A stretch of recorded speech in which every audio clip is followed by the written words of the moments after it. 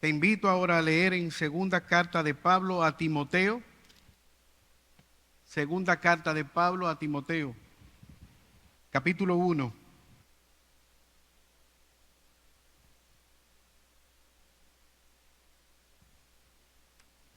Pablo, apóstol de Jesucristo, por la voluntad de Dios, según la promesa de la vida que es en Cristo Jesús. ¿A quién le escribe? A Timoteo, amado hijo, gracia, misericordia y paz de Dios Padre y de Jesucristo nuestro Señor. Doy gracias a Dios, al cual sirvo desde mis mayores con limpia conciencia, de que sin cesar me acuerdo de ti en mis oraciones noche y día, deseando verte y acordándome de tus lágrimas para llenarme de gozo, trayendo a la memoria la fe no fingida que hay en ti, la cual habitó primero en tu abuela Loida y en tu madre Eunice, y estoy seguro que en ti también. Por lo cual te aconsejo que avives el fuego del don de Dios que está en ti por la imposición de mis manos. Porque no nos ha dado Dios espíritu de cobardía, sino de poder, de amor y de dominio propio. Por tanto, no te avergüences de dar testimonio de nuestro Señor, ni de mí, preso suyo, sino participa de las aflicciones por el Evangelio, según el poder de Dios, quien nos salvó y llamó con llamamiento santo, no conforme a nuestras obras, sino según el propósito suyo y la gracia que nos fue dada en Cristo Jesús antes de los tiempos de los siglos, pero que ahora ha sido manifestada por la aparición de nuestro Salvador y Señor Jesucristo, el cual quitó la muerte y sacó a la luz la vida y la inmortalidad por el Evangelio, del cual yo fui constituido predicador, apóstol y maestro a los gentiles. Amén. Acompáñame en oración en esta mañana. Señor, te alabamos y te bendecimos y te damos gracias, oh Padre, por tus misericordias. Gracias, oh Señor, porque para siempre son tus misericordias. Por eso podemos respirar, por eso, Señor, podemos estar en este lugar, por tu bondad, por tu amor, por tu misericordia. Te suplicamos, oh Señor, que tú nos hables en este día por medio de tu palabra. Danos el escuchar, pero de igual manera el obedecer. Y te rogamos que si aquí hay alguien que no te conoce, que pueda ser traído a novedad de vida por la proclamación del Evangelio. Por Jesús te lo pedimos. Amén. Había una vez un señor llamado intérprete. Él tenía la enorme encomienda de proclamar la verdad del Evangelio. Este señor intérprete participaba en un desfile anual en la ciudad de Hermeneulandia. Para ello, él debía vestirse de una manera particular. Él tenía que ponerse el manto del contexto literario, la capa de la precisión gramatical, los zapatos del conocimiento histórico y la corona de la sumisión devota al mensaje que él quería o que él debía proclamar. Pero ese año donde se iba a realizar el desfile de la proclamación de la verdad, él escuchó de un tipo de tejido especial, un tejido transparente, y tomó la decisión de llamar a las personas, a los sastres que vendían estos nuevos productos, y les pidió que le confeccionaran un tipo de vestidura, porque ya él estaba cansado de vestir ese traje que por años había vestido. Los sastres llegaron para confeccionar aquellas prendas, y el día que se iba a poner las prendas, los sastres le dieron una advertencia.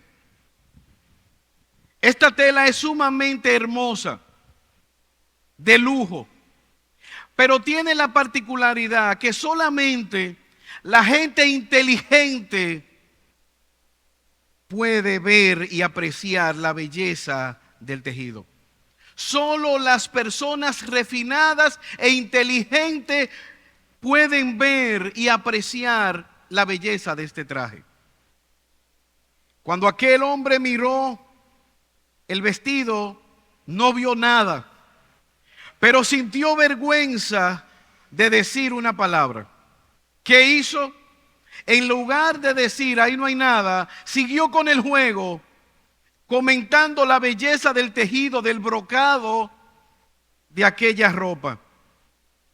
Antes del desfile, a las personas del pueblo se le dijo lo mismo.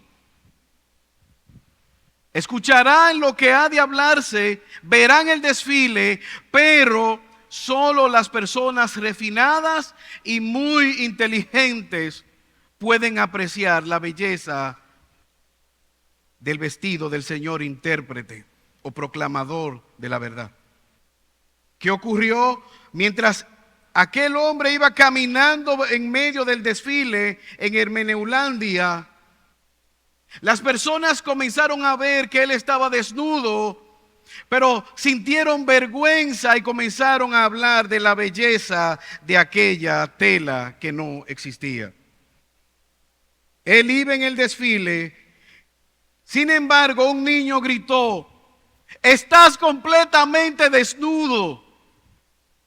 Y fue en ese momento que el señor intérprete tuvo que tomar una decisión importante: seguir caminando como si no pasara nada, o salir corriendo por una calle lateral, asumiendo la realidad de que él estaba desnudo. Justamente el pasaje que nosotros acabamos de leer, o toda esta carta, Pablo escribe a su hijo en la fe, Timoteo, porque él tiene un temor con respecto a la vida de Timoteo y a la iglesia de Éfeso. ¿Cuál es este temor? Que el sufrimiento, que las dificultades, que los problemas que estaba pasando tanto la vida particular de Timoteo como de la ciudad y de la iglesia, pudieran llevarle a la tentación de cambiar el mensaje, de asumir un mensaje que fuera más potable para la comunidad en la cual estaba viviendo. Que pudiera quizás sentirse avergonzado, que las dificultades en la salud de Timoteo, que las prisiones propias de Pablo, que las luchas que se dan en el ministerio pudieran desalentar a la iglesia y a la vida de Pablo y olvidarse del mensaje que se le había dado, que se le había encomendado para proclamar. Pero si tú estás con nosotros por primera vez y no conoces el trasfondo de las cartas de Pablo a Timoteo, déjame ponerte en contexto. Un emperador, una mezcla de Satanás con Hitler, llamado Nerón, él quería rediseñar la ciudad de Roma, reconstruirla. ¿Cuál era el problema? Roma ya estaba construida. Se le ocurrió la idea en los años 60 de quemar Roma para luego justificar la reconstrucción. Es en ese contexto donde Roma se enciende por 6 días y desde la choza más humilde de la persona más pobre hasta la casa de piedra más lujosa del hombre más rico de Roma fue quemada.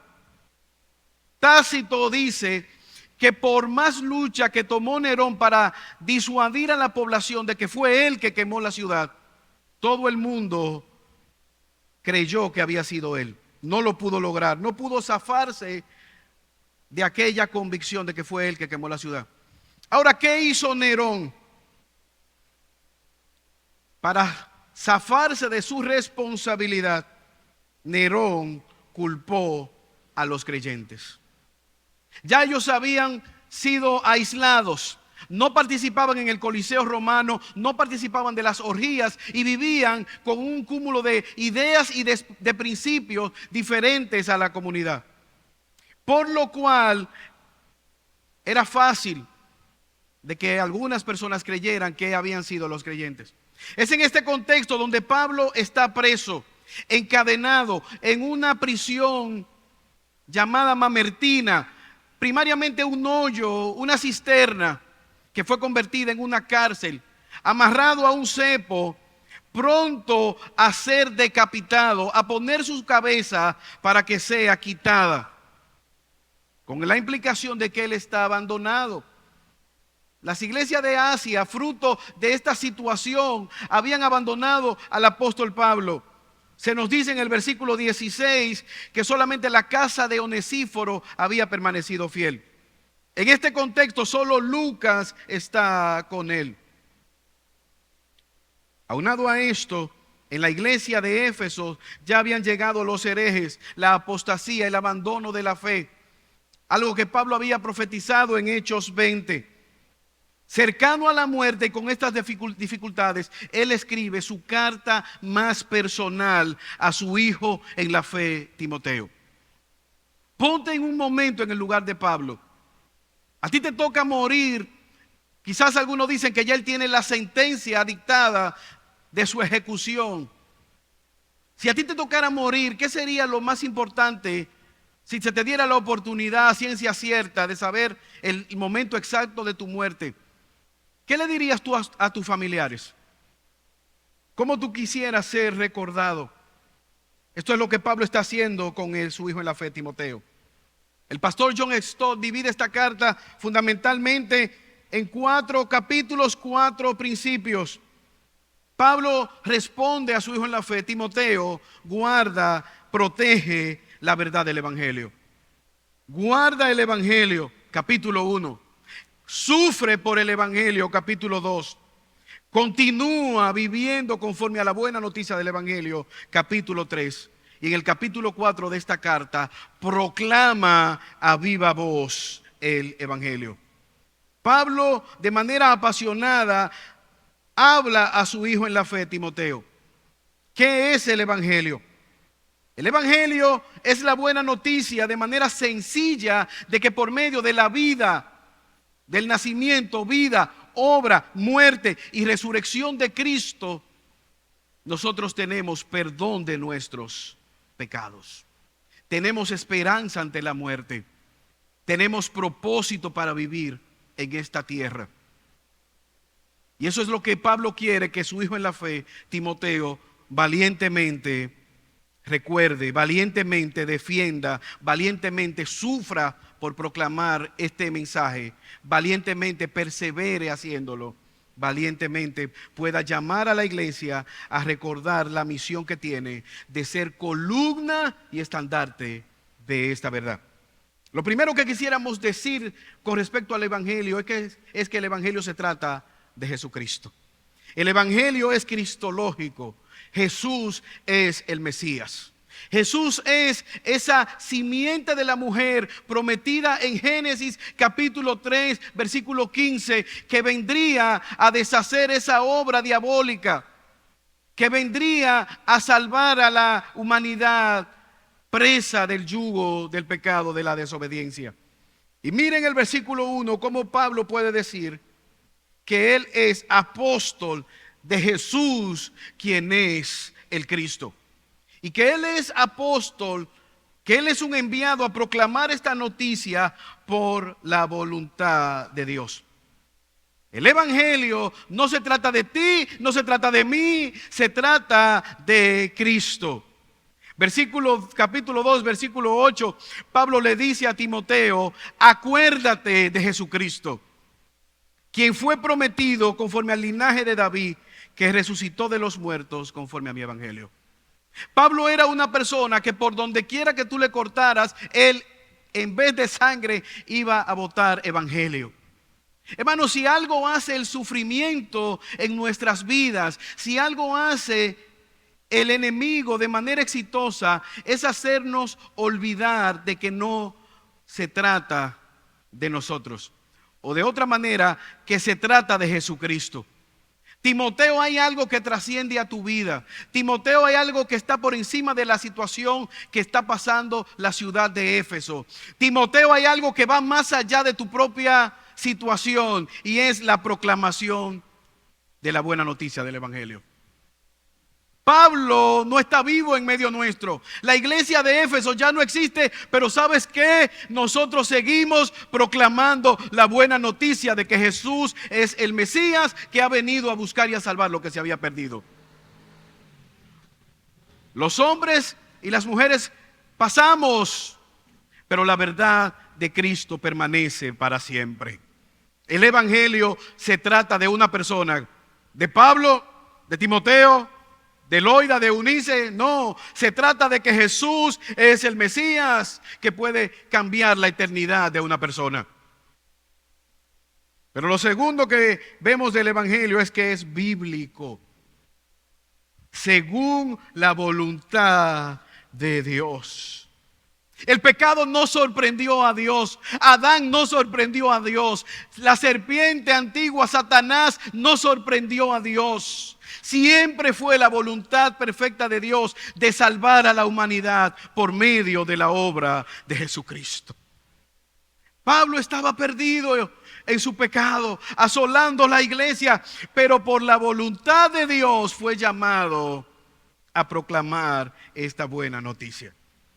¿De qué trata toda la Biblia? Una sola historia. El hombre pecando, el hombre y la mujer corriendo de Dios y Dios detrás salvándole. La buena noticia, la meta historia de que en Jesús tenemos esperanza y vida eterna.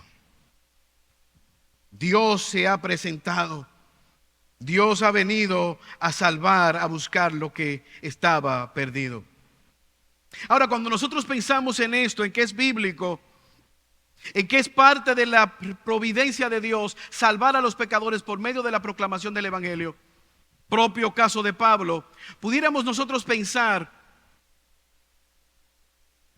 simplemente en el aspecto emocionante de la salvación que tuvo Pablo. Ese aspecto camino a Damasco y cómo Jesús le sale al encuentro y hubo quizás una crisis. Quizás tú estés esperando que de alguna manera algo pase, un resplandor. Que tú estés quizás caminando en el campo y una vaca te diga: Jesús, wow, mira, la vaca me habló. Déjame decirte que no es el evento, la emoción. Otros que andaban con Pablo probablemente escucharon la voz que le dijo: Saulo, Saulo, ¿por qué me persigue? El aspecto es que Jesucristo te transforme. El punto es si hay un antes y un después de Cristo morando en tu vida para salvarte. El llamado que hace el Evangelio es un llamado bíblico. Hay una voluntad por encima de la tuya y es la voluntad de Dios. Eres un pecador que necesitas bajar tu rebelión y rendirte delante de Dios. El ejemplo de Pablo no solamente fue salvo de su pecado, fue salvo con un propósito: ser enviado a proclamar la buena noticia de que solo en Jesús hay esperanza. Pero segundo, nosotros podemos ver que no solamente el Evangelio es bíblico, sino que el Evangelio es histórico. Hay un evento histórico. En el versículo 10, él dice que ahora aquello que estaba oculto se ha manifestado por la aparición de nuestro Salvador Jesucristo, que quitó la muerte y sacó a luz la vida y la inmortalidad por medio de la proclamación del Evangelio. Cuando vino el cumplimiento del tiempo, Dios envió a su Hijo, que nació de una mujer, que nació conforme a la ley, para venir a salvarnos. No es una fábula, no es un cuento de camino. Jesús nació, es un personaje que dividió la historia como un hombre para vivir y representarnos delante de Dios y delante de los hombres. El Cordero de Dios que sería sacrificado por nuestros pecados. Desde Génesis hasta Apocalipsis nosotros podemos ver esa historia de la redención. Y toda esta historia apunta a un Salvador que apareció para nuestro rescate. Ahora no te equivoques. Ese Jesús que nació en un pesebre, que era humilde, que corrió para no ser asesinado, que fue guardado por sus padres, para no ser asesinado por un gobernador malvado, volverá, pero no volverá para montarse en un burriquito y ser clavado de nuevo en la cruz. Volverá a reinar, volverá a aplastar a todos sus enemigos. ¿Estás tú preparado para ese día? ¿Estás tú preparado para ese rey? para estar delante de Él. El Evangelio es un acto histórico, pero al mismo tiempo vemos que el Evangelio es doctrinal. Hay una promesa, hay una gracia, hay una obra de Cristo, hay una verdad a ser creída, a ser proclamada. Sin Cristo no hay esperanza. La gente dice todos los caminos conducen a Roma. Es una mentira, pero no todo el mundo va a ser salvo creyendo lo que quiera. Hay una sola verdad. Cristo es la verdad. Hay un solo camino para ir al Padre. Jesucristo es el camino. Ponte a pensar, ¿por qué predicamos el Evangelio?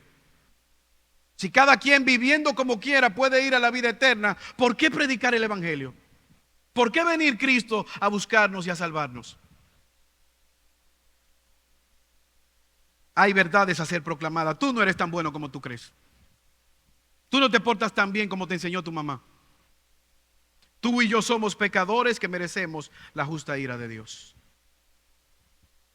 Pero hay una esperanza en Cristo, quien venció el pecado, quien venció la muerte, quien ha venido a salvarnos y a restaurar ese camino que el pecado destruyó entre Dios y nosotros. No por nuestras buenas obras. No podemos. Lo he dicho anteriormente, lo voy a repetir. Recuerdo un día que rápidamente un profesor se me sentó en el consultorio, en la oficina, en el lugar de trabajo, y me dijo rápidamente: dime qué yo debo hacer para ir al cielo. Breve, porque no tengo mucho tiempo. Así de breve. ¿Usted conoce los 10 mandamientos? Sí. Cúmplalos y va a ser salvo. Otra cosa, desde su nacimiento hasta el día de hoy, sin nunca haber pecado.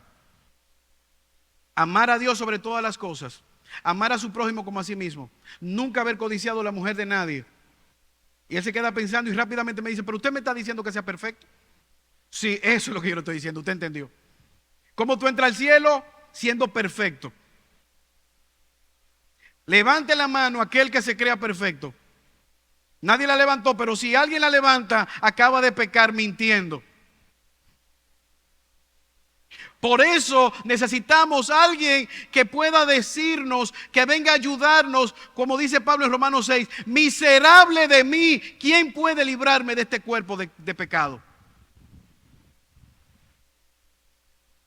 El Evangelio proclama una doctrina, enseñanza, verdades. Todos somos pecadores, merecedores del justo juicio de Dios. Pero al mismo tiempo hay esperanza por medio de Jesucristo. Ahora, el Evangelio, hay una quinta verdad que podemos ver, es personal. No es grupal, no es familiar. Versículo 4. Deseando verte al acordarme de tus lágrimas para llenarme de gozo, trayendo a la memoria la fe no fingida que hay en ti, la cual habitó en tu abuela y en tu madre Eunice, y estoy seguro que también está en ti. No fue un acta de nacimiento. Pablo no está apelando a un aspecto hereditario. Él no dice la fe que te fue heredada de tu abuela, de tu mamá. No. Hay una cadena de instrucción, de enseñanza.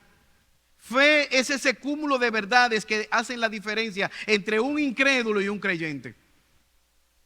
Yo puedo ver la vida transformada que vi en tu abuela, la vida transformada que vi en tu madre y ahora estoy viendo en ti.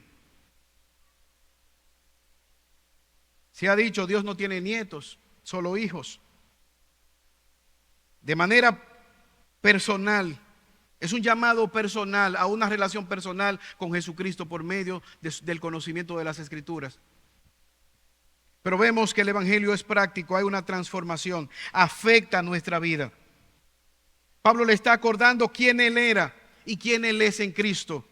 Su posición delante de Dios, apóstol de Jesucristo, llamado a proclamar la verdad que le ha sido confiada y confía en su futuro eterno por la obra de Cristo en la cruz del Calvario. Lo que Pablo está diciéndole a Timoteo es: termina bien. Timoteo, yo voy a ser asesinado, pero yo te ruego que esa buena noticia del Evangelio que te ha transformado, tú puedas atesorarla, tú puedas valorarla, tú puedas guardar ese legado, tú puedas resistir en medio de la prueba. ¿Para qué? Para que un día, cuando tú estés delante de Dios, tú puedas decir, como Él le va a decir más adelante: he peleado la buena batalla, he acabado la carrera, he guardado la fe. Por lo demás me espera el deleite, el gozo en la presencia de mi Salvador. ¿Puedes tú decir esto en esta mañana? ¿Es Jesús quien gobierna tu vida? ¿Es Jesús tu Señor y tu Salvador? Hermanos, a veces nosotros, el incrédulo quiere que Dios le escuche cuando ora. Señor, escúchame. Pero con mucha frecuencia pasamos por alto. Aún en el libro de los Hechos vemos como Dios es santo y condena el pecado, como mata a Ananías y a Zafira por mentirle al Espíritu Santo.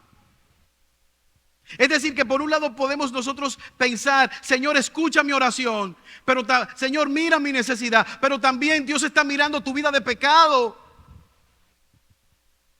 Y no se ha quedado así. Él ha provisto un Señor, un Salvador, Jesucristo. ¿Para qué? Para que puedas venir a Él clamando por misericordia y ser salvo.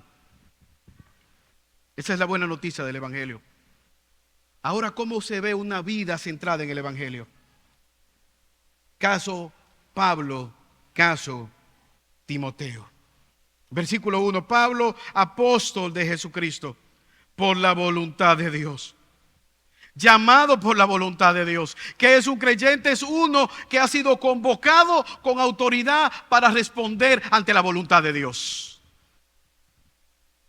Que es un creyente? Es uno que por la voluntad de Dios su vida ha sido transformada. Sus principios antiguos de pecado han sido cambiados por la voluntad de Dios. Lo que Pablo está diciendo: yo no estoy aquí porque sea bueno. Yo estoy aquí porque a Dios le plujo salvarme, llamarme. Hermano, si hay algo que tú no sabías, que nunca te ha pasado por la mente y quizás nadie te lo ha dicho, yo te lo voy a decir. Si el día de hoy tú te mueres, el sol seguirá saliendo. No se va a detener la tierra en sus movimientos porque tú o yo perdamos la vida. No se trata de ti ni de mí, se trata de Dios. Es llamado por la voluntad de Dios, por la misericordia de Dios, por la soberanía de Dios, por el propósito de Dios, para vivir para la gloria de Dios. Ese siempre fue el plan de Dios. Pablo fue llamado y aprendió directamente de Jesús el Evangelio y se le encomendó esta misión. Hechos 1:21.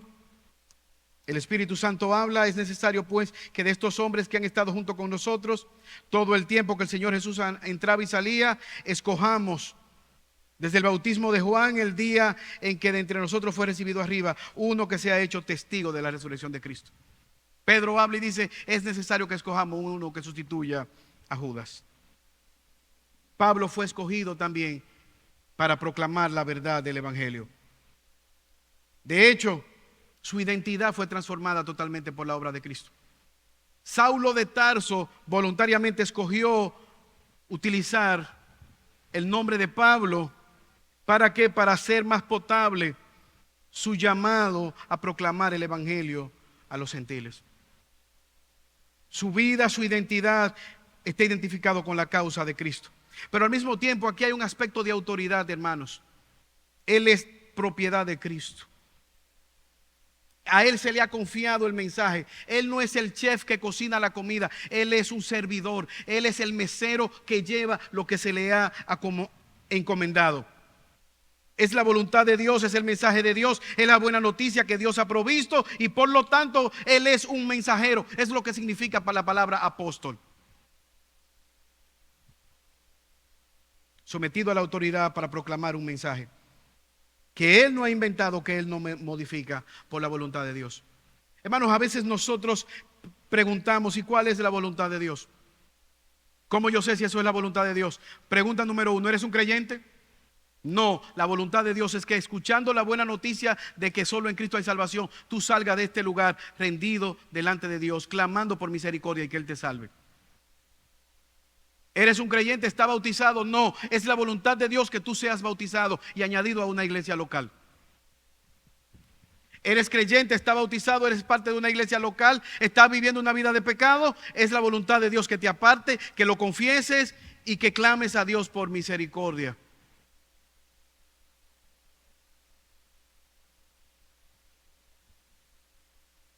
¿Tienes familia? ¿Tienes esposa? ¿Tienes esposo? Es la voluntad de Dios que ese matrimonio sea destinado para la gloria de tu Salvador. ¿Tienes hijos? Es la voluntad de Dios que tú críes estos hijos como Loida e Eunice, sometidos a la autoridad de Dios en la palabra.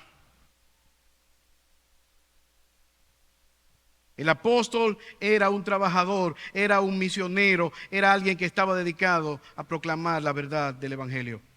Dios salvó a Pablo, Dios transformó a Pablo, Dios transformó a Timoteo. Él también puede hacer lo mismo por ti y por mí.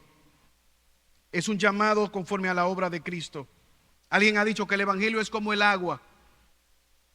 No la inventamos nosotros, pero no podemos vivir sin ella.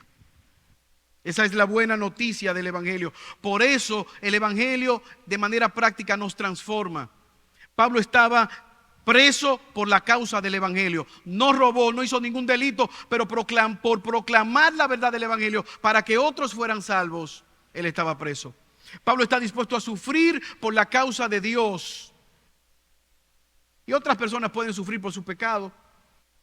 Pablo está sufriendo por la causa de Cristo. Pablo vive una vida gozosa por Cristo. Pablo tiene su esperanza en Cristo. Pablo tiene su vida en Cristo. Pablo está confiando aún en la muerte. Hermanos, mira algo. Él no está pensando en el hacha que va a cortar su cuello. Él está pensando en el Dios que está por encima del hacha y el Dios poderoso para resucitarle aún de la muerte. Su vida es Cristo. Su resurrección es Cristo. Su esperanza está en los cielos.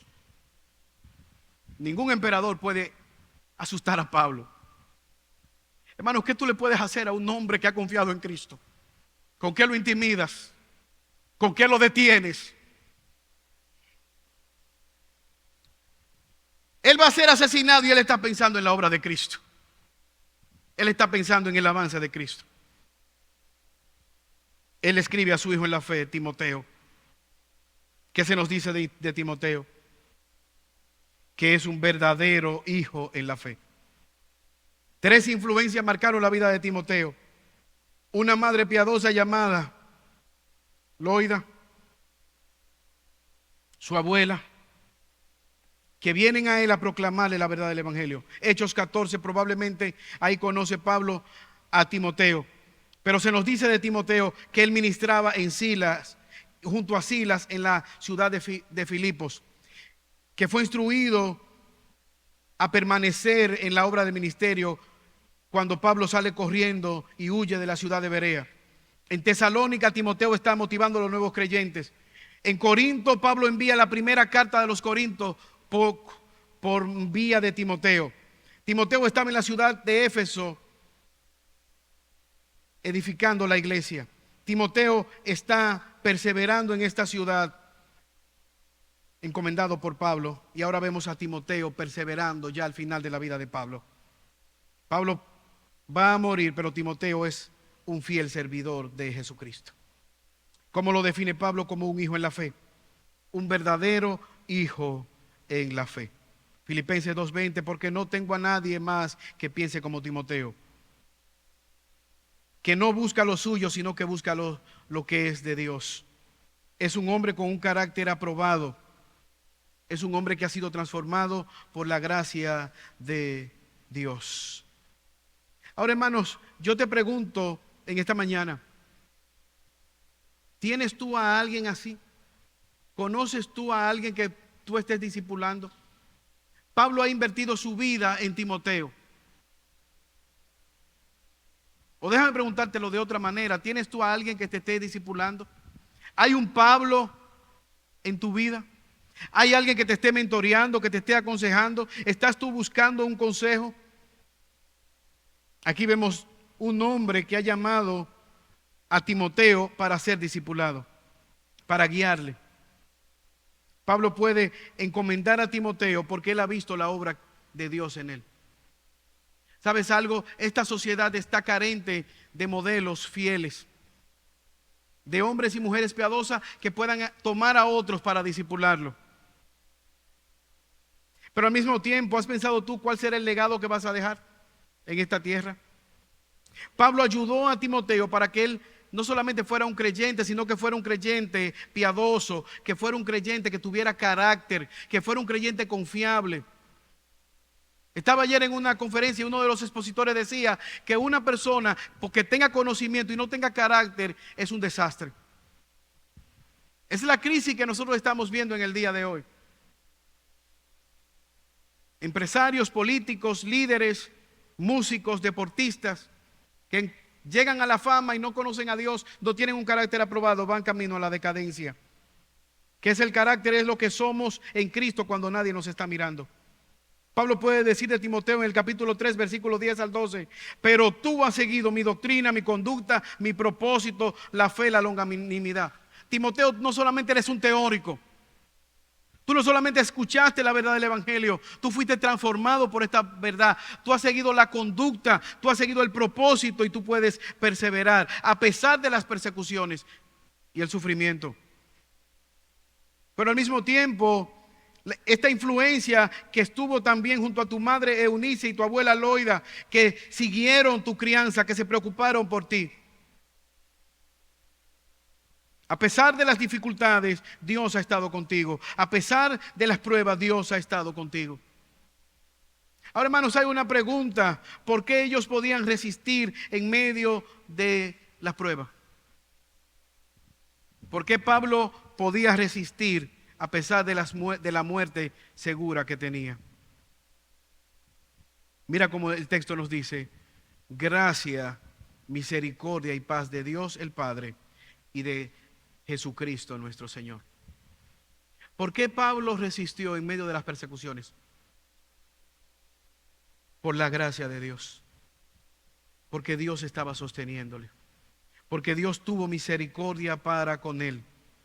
Esa obra de Dios en favor de Pablo, no merecida, de manera gratuita, el sostenerle, el darle ese cúmulo de verdades que vimos en 1 Timoteo capítulo desde el 1 hasta el 6, por las misericordias de Dios.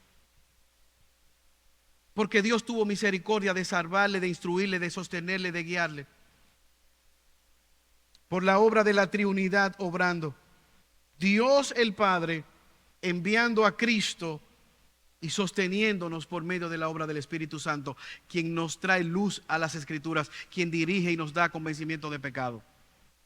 ¿Cómo nosotros sabemos que vamos a perseverar en medio de las dificultades, de la muerte, de las situaciones difíciles que vienen a nuestra vida?